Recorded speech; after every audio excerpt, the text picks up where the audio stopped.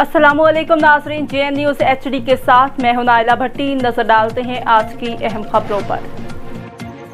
12 रबीउल अव्वल के मरकजी जुलूस के इंतजाम और सिक्योरिटी के लिए डिप्टी कमिश्नर बिहाड़ी के ज़ेर सदारत इजलास इंतजाम को हतमी शक्ल दी गई।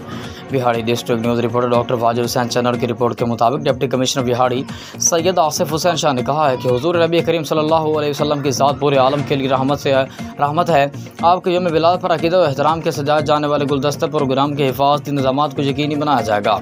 इस सिलसिले में तमाम ज़रूरी इक़दाम मुकम्मल कर लिए गए हैं। उन्होंने कहा कि जुलूसों को अपने मुकर्रर वक्त में पर अख्ताम पज़ीर किया जाए, क्योंकि 12 रबीउल अव्वल जुमे के रोज़ है, इसलिए नमाज जुमा के औकात से कबल जुलूस का अख्ताम पज़ीर किए जाएँ। उन्होंने कहा कि लोग अपने तौर पर भी चरागां करें। इस मौके पर उलमा कराम और मुख्तलिफ मकातब फ़िक्र के नुमाइंदा अफराद समेत अंजुमन ताजरान के ओहदेदारान यकीन दहानी कराए कि 12 रबीउल अव्वल के जुलूस और महाफिल को अक़ीदा व एहतराम से मनाया जाएगा और नमाज़ों के औकात में जुलूसों का खास ख्याल रखा जाएगा।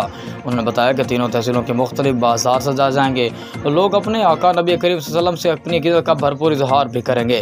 डिप्टी कमिश्नर ने अपनी कमेटी मेंबरान की निशानदेही पर SP इन्वेस्टिगेशन फारूक अनवर को हिदायत की कि वो 12 रबीउल अव्वल के हवाले से सिक्योरिटी प्लान में वन व्हीलिंग, मोटरसाइकिल सलेंसर निकालने और मोटरसाइकिल तेज़ रफ्तारी से चलाने को रोकने के फौरी मौसर इक़दाम